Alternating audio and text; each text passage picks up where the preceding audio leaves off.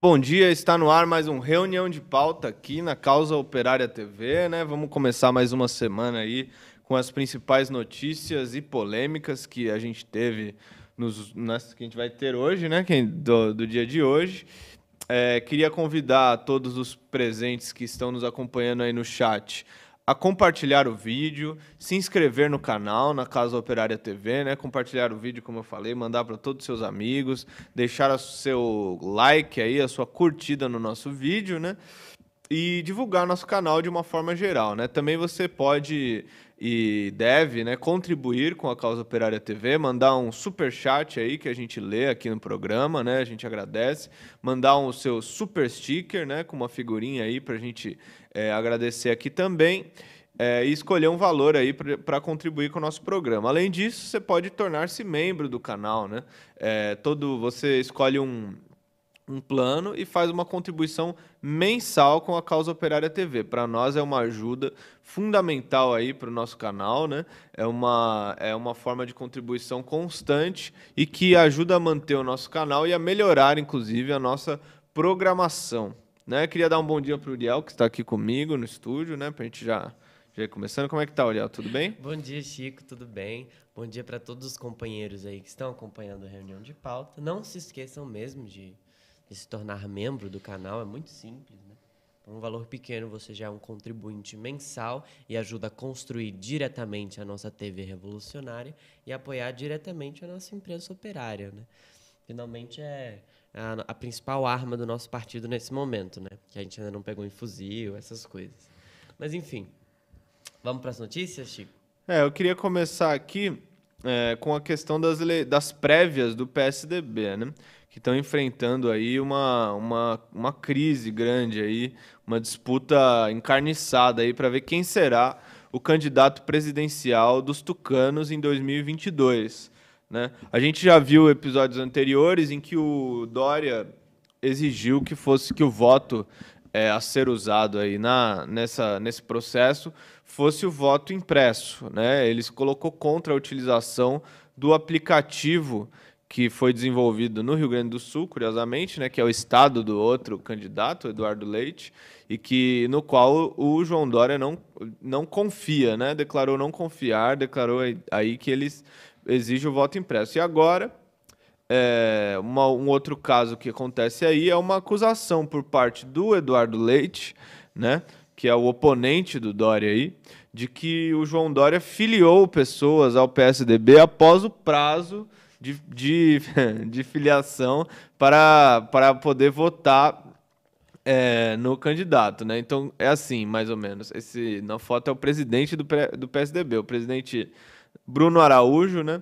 Declarou que isso é grave, essa suspeita de filiação, né?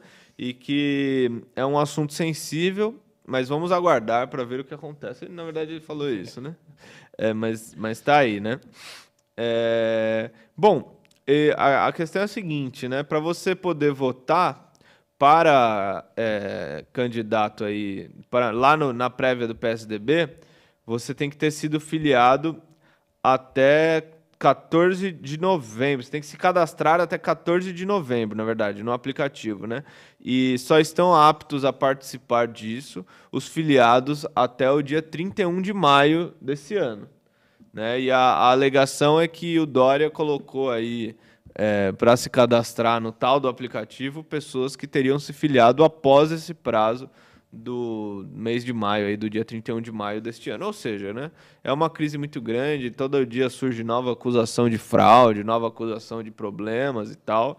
Então vamos acompanhar aí essas prévias do PSDB. Existe uma disputa muito grande aí em torno da questão do candidato da terceira via, né, Uriel? Eu acho uma maravilha, assim, a gente ver a crise dentro dos tucanos, né? Porque é uma dificuldade para você emplacar a terceira via, que já tem o Lula, já tem o Bolsonaro, já são os candidatos, já está polarizado, mas a terceira via não consegue. É um negócio assim.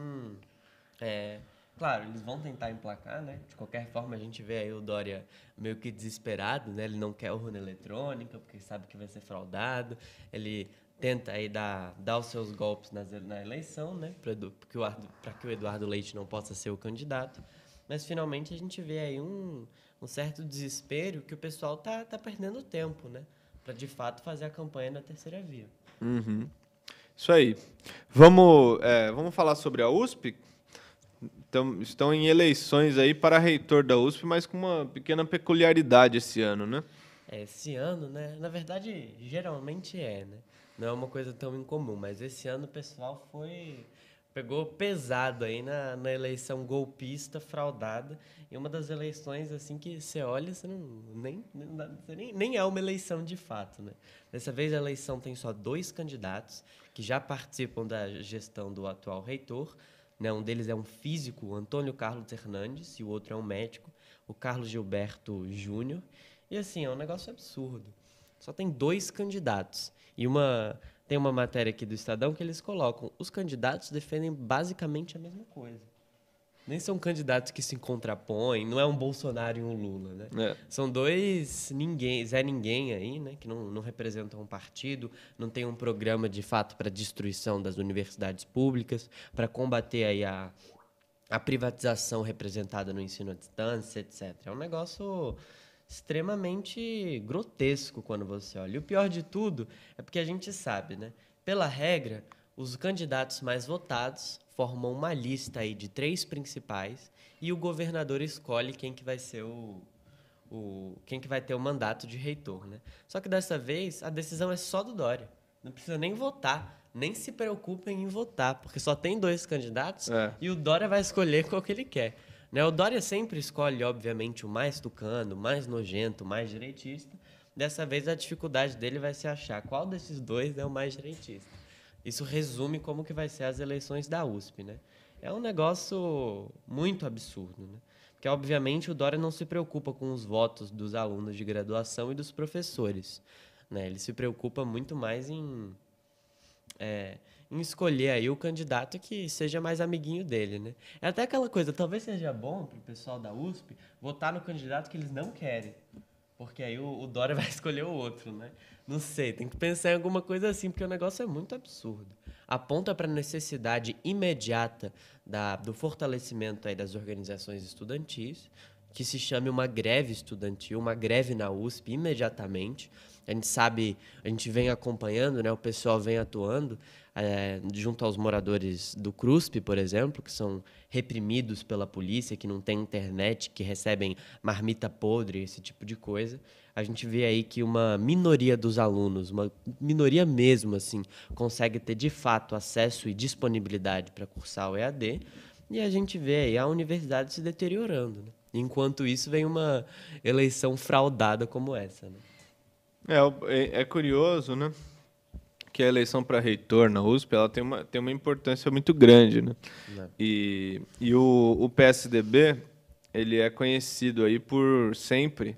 Isso é pouco denunciado, né? Quando o Bolsonaro impõe aí um interventor aí nas universidades, impõe o reitor nas universidades federais, o pessoal faz toda uma campanha e tal, mas é pouco denunciada a forma como o PSDB atua aí nas eleições para a reitoria da USP, né? É muito comum que seja apresentado a lista com os 3 nomes mais votados. O natural seria que o reitor fosse o mais votado, né? Entre esses 3. Mas é muito comum o governador escolher qualquer um dos outros. Não escolher o mais votado, né? E aí o reitor defende a política do governador, né? Para você ver qual que vai ser o vencedor das eleições para reitor na USP, é só você ver qual que está sendo mais apoiado pelos professores. Esse daí, que está sendo mais apoiado pelos professores, não será o vencedor, ele vai perder. Os tucanos, eles têm alergia a professor. Isso, né? exato. O professor votou, vixe, esse é perigoso. Bom, nele não. Continuando, né, na nossa pauta aqui, seguindo em frente, né, queria falar um pouquinho sobre as atividades que serão levadas adiante pelo PCO nesse próximo período, né? São muitas, né, Uriel? Não, a gente já vê assim, o PCO defende tudo que a gente fala aqui, né? Toda a nossa política a gente defende na prática. A principal campanha do partido no momento é a escola marxista, né? Que é aquele curso mais básico, faz parte da nossa formação política, né? Um curso mais básico que a gente pretende levar para os bairros, para as aldeias, para as comunidades, para as fábricas, etc. E agora, esse fim de semana mesmo, teve uma série de cursos aí, né? Se os companheiros da produção tiverem as imagens para passar, teve curso em Santo André, né, Chico? Temos a imagem aqui do curso de Santo André, Ah, esse essa daí mesmo. mesmo, cuja aula foi ministrada pelo companheiro Antônio Carlos e foi muito, muito bem recebido e tudo mais, né? Tem também a imagem do curso de Caieiras, não sei se tem aí, se a produção tem aí, mas que foi feita aí numa loja, numa vendinha aí de um simpatizante nosso, né? Eu falo isso porque é interessante, porque quem quiser é, participar aí, quem quiser fazer um curso, pode só entrar em contato com a gente. O companheiro tem um estabelecimento, ele chamou os amigos, os contatos, os companheiros dele lá, e nós levamos o curso até ele, né? Tá aí o pessoal de Caieiras, né?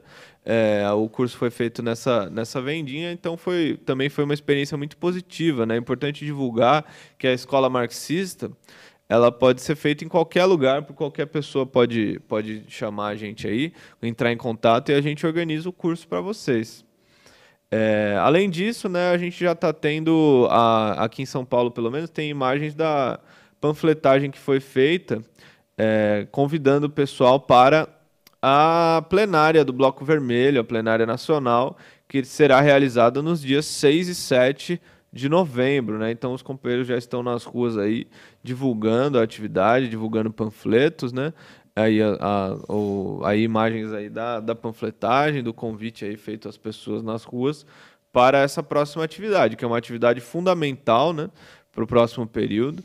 A gente vai discutir aí os rumos do movimento Fora Bolsonaro, que tem enfrentado aí a sabotagem da esquerda pequeno-burguesa, que defende aí a terceira via, né, os setores da esquerda, né, setores da esquerda pequeno-burguesa, na defesa da terceira via, tentaram levar o Ciro Gomes no ato, desmarcaram os próximos atos, né, não tem nenhum ato marcado pelo Fora Bolsonaro, é curioso, né, parece que está tudo indo bem, que está tudo certo, que não tem necessidade de fazer manifestação, mas não, a gente sabe que não é o caso, né, então a gente vai fazer aí a plenária do Bloco Vermelho para justamente discutir essa questão, né, Uriel? Exatamente, né? Trata-se da atividade mais importante que a gente tem, na verdade, até o final do ano, né? Como cancelaram o ato, querem dar esse golpe na mobilização, a gente vai discutir na plenária. E a gente vai tirar não só um calendário de lutas, mas um programa concreto com inúmeras reivindicações aí fundamentais no momento, mas um programa por fora Bolsonaro e Lula presidente. Então a gente chama todos a participarem, né? A inscrição é só R$ 150, que vai contar com alojamento coletivo, alimentação e para os 2 dias de atividade. E vai ser aquela atividade, né? Vai ter um ensaio nacional da bateria Zumbi dos Palmares, né? Chegando aí a quase 200 instrumentos, vai ser um negócio gigantesco. E a gente chama todo mundo para participar. Isso daí vai consolidar de fato a vanguarda de toda a guerra e que vai ter no ano que vem para a gente impor aí a candidatura do Lula, né? É isso aí. Bom, o que mais, Uriel? Tem também a Universidade Marxista. Exatamente, amanhã o curso, né? Os companheiros devem se preparar, já pegar seus cadernos, já comprar o kit da loja, né?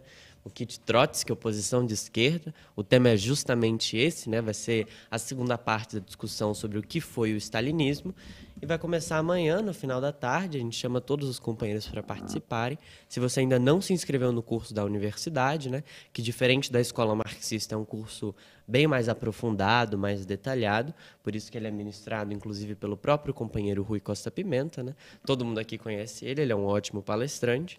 Nesse sentido, a gente chama todo mundo para participar. Quem não se inscreveu pode se inscrever no site da Universidade Marxista. A inscrição ela tem um valor simbólico, né? São só R$ 100. Vão ser aí quantas horas de curso mesmo? Vão ser... Agora eu não tenho certeza. Eu acho que são 36 horas de curso. Acho que é isso mesmo. E vamos ver, um companheiro nosso aqui de São Paulo, né? Ele gravou um vídeo convidando todos a participar do curso, né? Ele está aí, vou pedir para a produção passar para todo mundo poder assistir. Vamos ver? Olá, pessoal. Aqui o companheiro Fernandes com mais um destaque DCO, Diário Causa Operária. Antes de começar o vídeo, peço uma força para você. Se inscreva na Causa Operária TV. E o nosso destaque de hoje é um convite especial para você.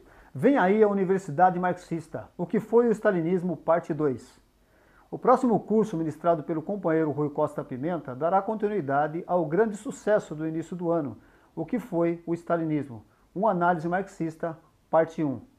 Serão 12 aulas transmitidas pela plataforma da Universidade Marxista, todas as terças e quinta à noite, a partir do dia 26/10. Basta acessar o site universidademarxista.pco.org.br.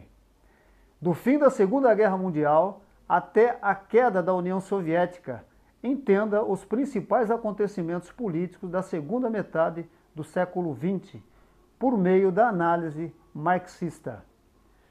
O companheiro Rui dá mais detalhes desse maravilhoso curso. Nós vamos ver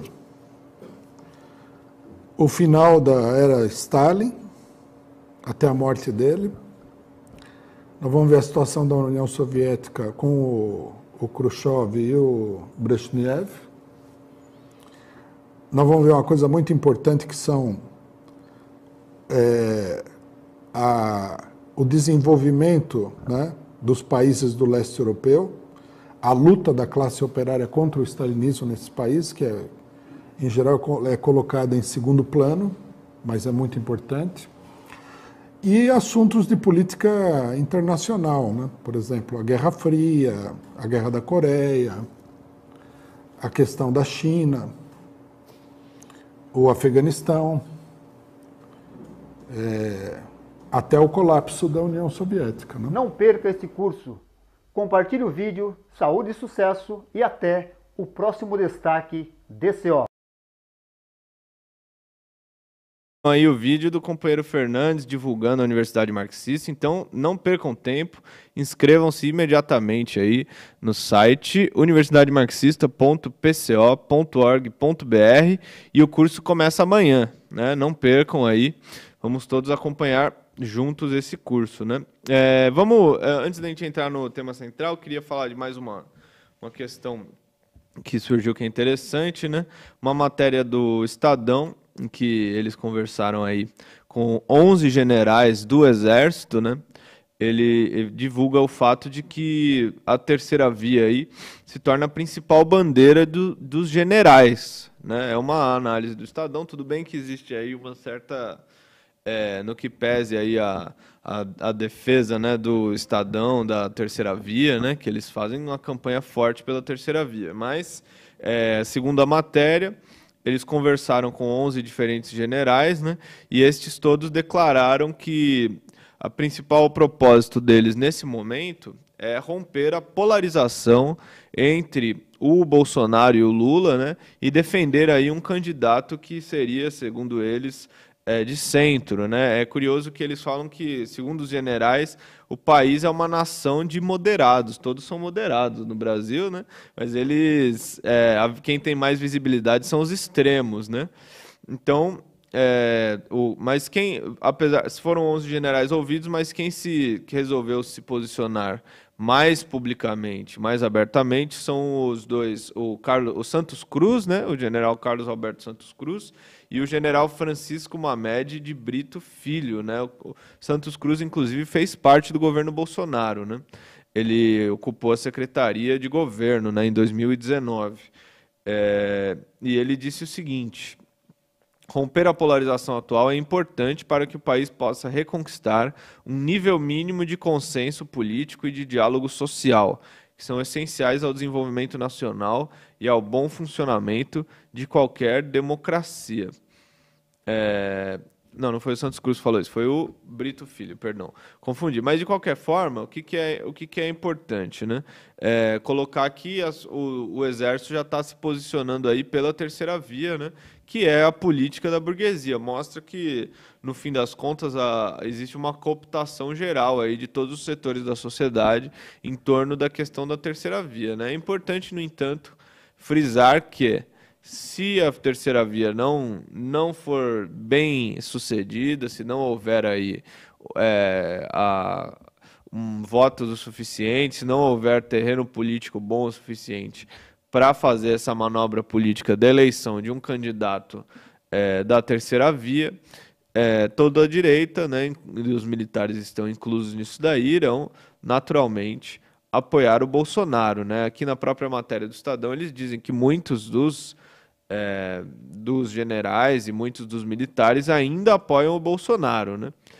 Segundo o general Brito Filho, ele diz o seguinte: é preciso admitir que o apelo de cunho demagógico a ideias conservadoras por parte do atual governo, aliado à política de distribuição de benesses e cargos a uma numerosa parcela de militares, são mais de 6 mil, e parentes de militares, tem conseguido cooptar um segmento significativo de seguidores no âmbito da família militar, né?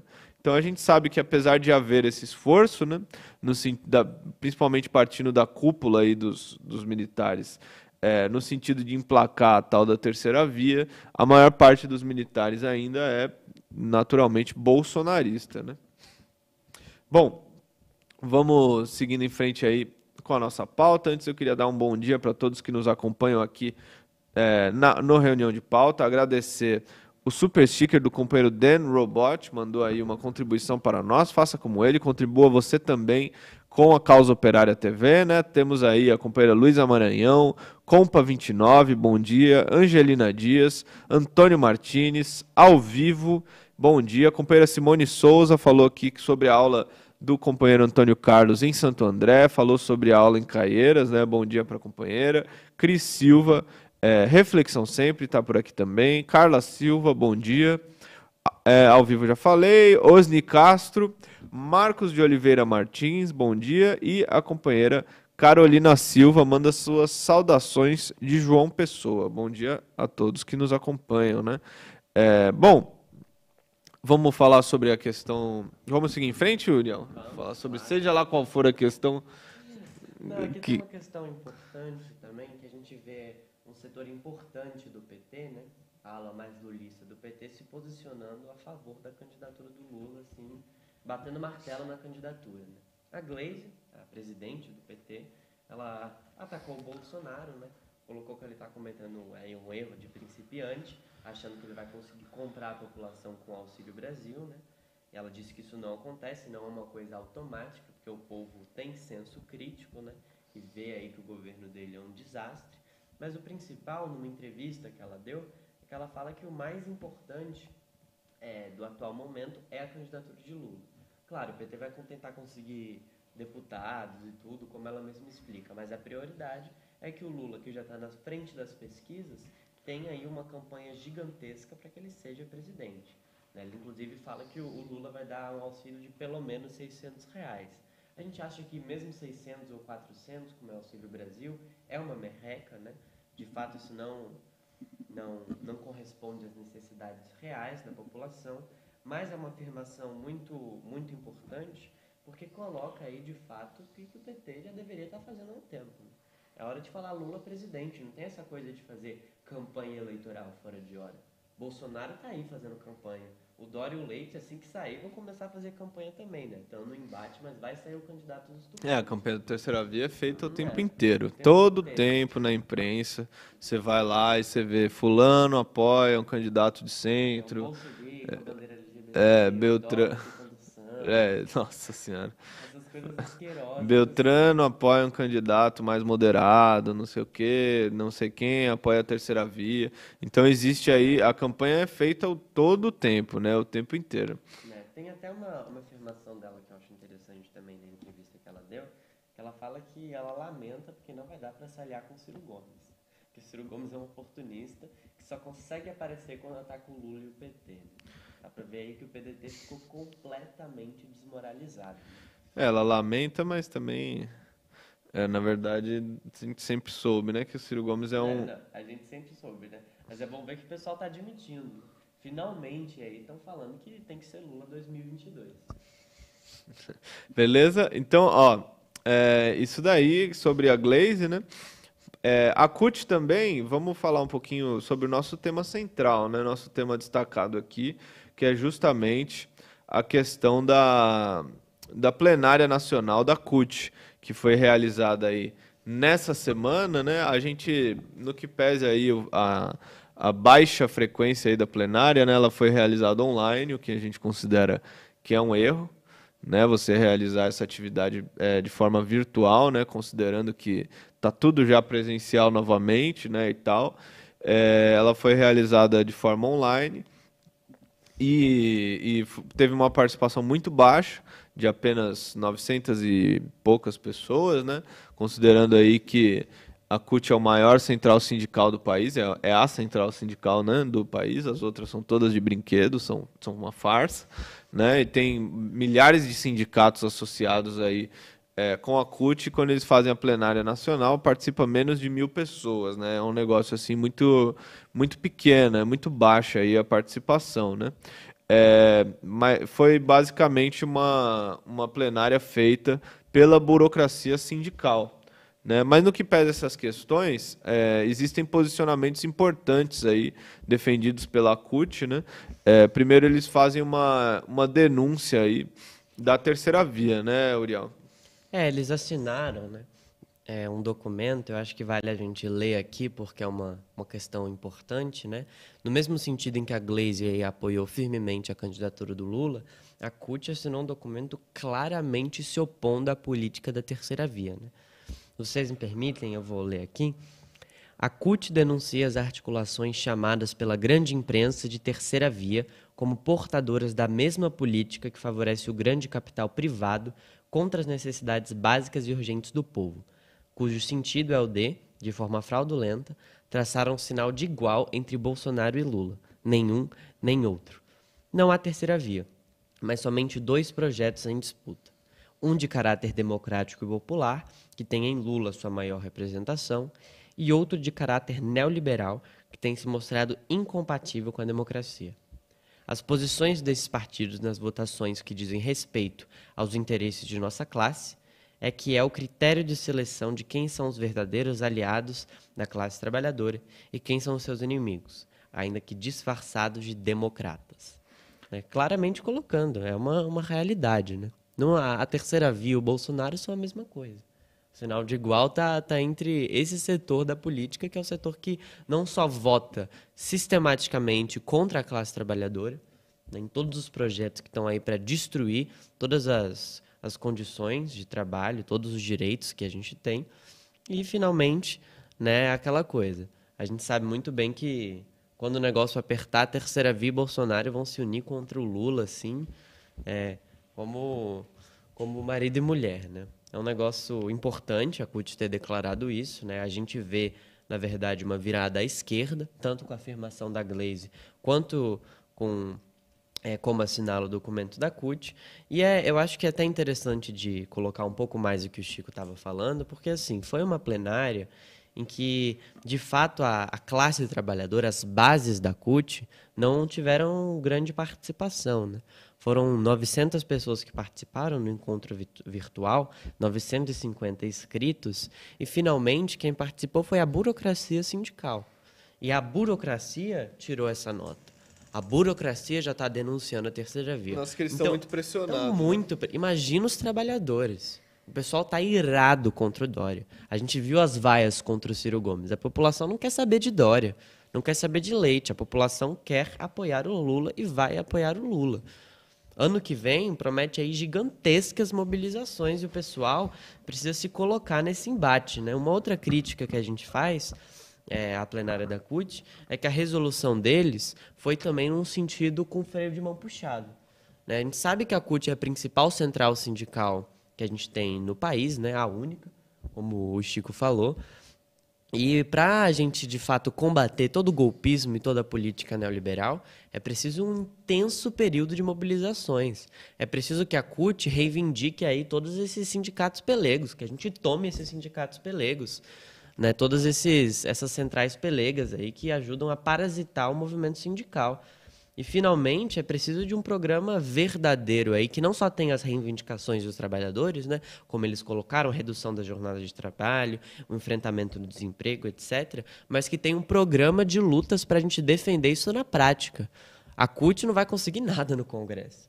A CUT não vai conseguir nada com medidas parlamentares. É preciso sair de casa. É preciso fazer uma plenária de verdade, uma plenária presencial. É preciso fazer um congresso presencial, preciso, de fato, organizar os trabalhadores. Abrir os sindicatos, pelo amor de Deus. Quanto tempo de fique em casa que o negócio vai ter? O trabalhador está na rua desde o começo da pandemia. Então é hora de pôr a cara na rua. Se quer combater a terceira via, vamos combater. E tem que combater mesmo. É isso aí, né? A gente sabe que a única forma, de fato, né, de fazer esse combate, que o Uriel estava falando, é justamente mobilizando a população, né? E retomando aí a mobilização que no fim das contas, foi sabotada pelos defensores da terceira via infiltrados na esquerda, né? Então, o posicionamento da CUT, que nem você falou, Uriel, eu concordo. Ele vem em boa hora, e também ele mostra que é um posicionamento bastante à esquerda por parte da burocracia, né? Que é o setor mais direitista dos sindicatos, no fim das contas, né? Mais conservador e tal. As bases dos sindicatos devem estar muito à esquerda, né? A gente imagina aí que a pressão deve ser muito grande, e ela é, né, de fato. É só você ver aí o que tem acontecido nos atos, né? Você vê que o pessoal está muito à esquerda, a população está muito radicalizada, e que apesar de o general do Exército lá ter falado que nós somos uma nação de moderados, né? Isso é uma tremenda bobagem, né? A população aí está se colocando muito à esquerda, a polarização é muito grande, né? E as próximas eleições prometem ser aí um momento de intensa luta política, né? Inclusive, a gente convida aí não só a burocracia sindical, mas todos os trabalhadores, especialmente aqueles que atuam dentro da CUT, a participarem da nossa plenária nacional, né? Que vai ser uma plenária presencial. A gente vê aí uma previsão de, no mínimo, 1.000 pessoas, né, o que já daria maior do que essa plenária virtual da CUT, e a gente chama todos os companheiros a participarem. A gente vai tirar um programa de lutas, vai discutir de fato esse problema que está acontecendo nas mobilizações, e de fato a gente vai discutir como impulsionar aí a candidatura de Lula, como atropelar a terceira via. Então, companheiros da CUT que estiverem de acordo, como se colocaram de acordo, participem também. É isso aí. Vamos seguir em frente, falar as últimas notícias aí, antes de encerrar, né? Claro. Só, curiosamente aí, o site, o Brasil 247, que vazou aí um áudio do banqueiro André Esteves, né? Que é o dono da BTG Pactual, né? O áudio tem muitas coisas, né? Eu acho assim, o conteúdo é muito grande, é cerca de 1 hora aí de áudio, né? Eu ouvi uns trechos, não cheguei a ouvir inteiro, confesso aqui, né? Mas eu acho que é importante ouvir porque ele faz toda uma análise política do ponto de vista dos banqueiros, né? E algumas colocações interessantes aí sobre a situação, sobre a situação política atual, né? Ele, enfim, ataca Dilma, né? Ele diz aí que ele fala que, na verdade, ele faz uma colocação de que sobre a candidatura das próximas eleições, ele diz que o favorito seria o Bolsonaro, mas no seguinte sentido, né? O favorito seria um candidato de centro, né? Se o Bolsonaro ficar calado e se comportar, ele será o favorito aí, já que ele é finalmente o atual presidente, né? Mas se o Lula, né, isso é a colocação dele, lógico, né, que é uma colocação também de um banqueiro, né? Se o Lula der uma guinada para a direita aí, pode ser que seja o Lula candidato, né? Mas na verdade isso daí é uma defesa de que eles vão apoiar de fato a terceira via, né? Essa é a colocação, esse é o sentido da colocação dele, né? Que como não tem ainda um candidato definido da terceira via, ele coloca a questão do Lula e do Bolsonaro, mas assim que houver aí um candidato da terceira via para ser o candidato de centro, oficialmente é esse que vai receber todo o apoio, né, dos banqueiros. Há muitas outras coisas, né, muitas outras colocações aí, mas dando um destaque para essa questão particularmente, né? Enfim, vale a pena dar uma ouvida depois aí, que o André Esteves, ele aí indo preso, né? Que ele foi preso, já foi envolvido aí com muita coisa, mas vale a pena dar uma escutada aí para ver qual que é o posicionamento dos banqueiros aí na situação atual, né? Bom, falando em banqueiro, né? O que falou aí a liderança bolsonarista, aí, o deputado bolsonarista Landim Filho, né? que é uma liderança dos caminhoneiros. Não, na verdade, o nome dele é Nereu Crispim. Nereu Crispim, confundi Isso. com outro deputado Do PSL aí do Rio Grande do Sul. Ele é presidente da Frente Parlamentar Mista dos Caminhoneiros Autônomos e Seletistas, e ele fez uma crítica aí, né, ao próprio governo Bolsonaro, disse que tanto o Bolsonaro quanto o ministro Paulo Guedes só trabalham para banqueiro e investidor na Bolsa de Valores. Né, os R$ 400 que eles estão oferecendo é esmola para o caminhoneiro na situação que ele vive hoje. É uma crítica real, né? Realmente, isso é uma verdade. E isso mostra o seguinte, ele fez essa crítica logo depois que o Bolsonaro ele cancelou uma reunião aí com os caminhoneiros para discutir as principais reivindicações que eles apontam porque eles estão em estado de greve, né? Já apontaram aí uma greve nacional para o dia 1º e depois que o Bolsonaro cancelou, até os aliados do Bolsonaro, né? Como é o caso desse Nereu Crispim, que é um bolsonarista finalmente, falou que não quer mais diálogo, que não tem mais para onde ir. Vai ter greve, a greve é iminente, tudo indica isso, né, que os caminhoneiros vão entrar em greve, e mostra o seguinte, para a esquerda que achava que os caminhoneiros são um bando de bolsonarista, a esquerda está completamente errada. Os caminhoneiros são trabalhadores e o pessoal não é idiota. Estão vendo aí o que está acontecendo, a crise dos combustíveis, daqui não tem como simplesmente você trabalhar como caminhoneiro, você tem que pagar o combustível, pagar o pedágio, tudo isso, é um negócio caríssimo mesmo, é uma coisa insustentável, por isso que eles vão fazer essa greve e é aquela coisa. Uma greve dos caminhoneiros pode paralisar o país inteiro, como foi em 2018. Né? Ele até colocou aqui, o Crispim, que eles nem querem mais conversa com o ministro Tarcísio de Freitas, da infraestrutura. Né? Eles estão empurrando tudo com a barriga há mais de 3 anos. E isso vale colocar que é o deputado bolsonarista falando. Não é de fato a categoria. Não são os condutores. O pessoal está irado. E o pessoal vai lutar contra todos esses golpistas aí que estão aplicando essa política neoliberal. A esquerda precisa apoiar esses trabalhadores, precisa apoiar a greve dos caminhoneiros, como a gente apoia. É uma mobilização extremamente importante, é uma categoria extremamente importante, né? Eu não sei agora os números, mas a gente sabe que são centenas de milhares aí de trabalhadores. E é aquela coisa, né? A gente vê a crise aí no governo Bolsonaro que não consegue nem fazer uma reunião com os caminhoneiros.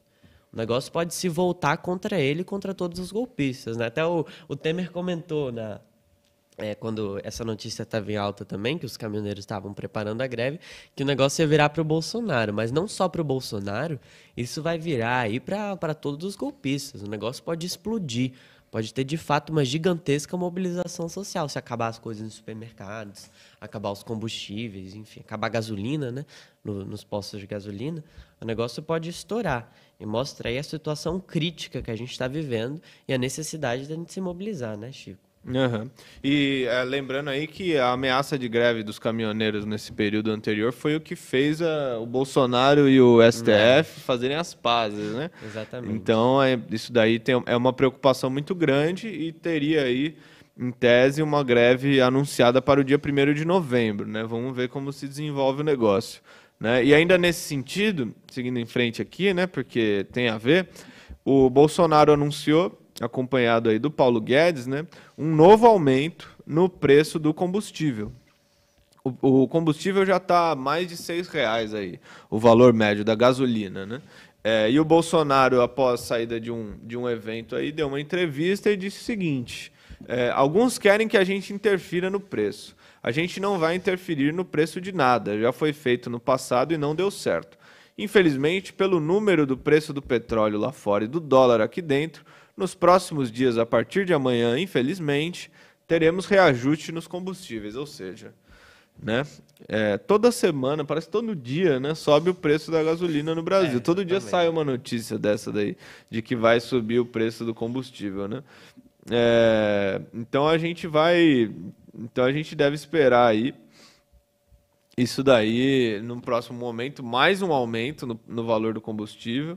É uma coisa verdadeiramente... A política desse governo atual é uma coisa verdadeiramente criminosa e antipopular, né? Todos os dias aí, tudo aumenta, todo tempo, né? A crise é gigantesca e isso daí tende aí a uma revolta muito grande da população, né?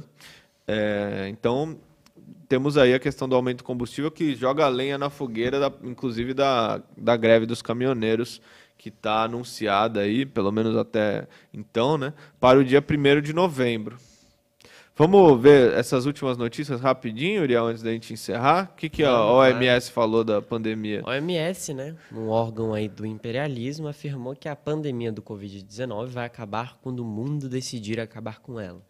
Né, o Tedros Adhanom voltou a insistir em uma distribuição mais equilibrada de vacinas e com 50 mil mortos semanais no mundo, a pandemia está longe de ter acabado. Né? São essas as afirmações da OMS. A gente sabe que eles de fato lutam aí pela vacinação de toda a população, né? Lutam mesmo, mas é aquela coisa, finalmente é uma realidade. Né? Estão reabrindo tudo, reabrindo as escolas, por exemplo, e a pandemia ainda não acabou.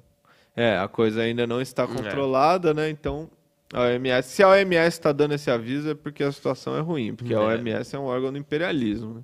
Exatamente. Bom, próxima notícia aqui é sobre o Sérgio Moro, né? O Sérgio Moro se filiou aí nesse fim de semana ao Podemos, partido aí de extrema direita, né? E além disso ele será candidato a presidente pela terceira via, né? Então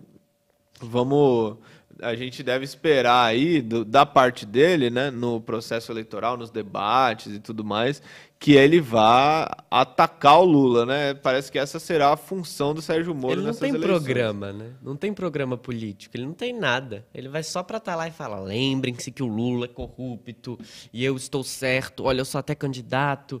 Esse é o programa dele. Né? Estão tentando fazer de tudo para tirar o Lula da jogada.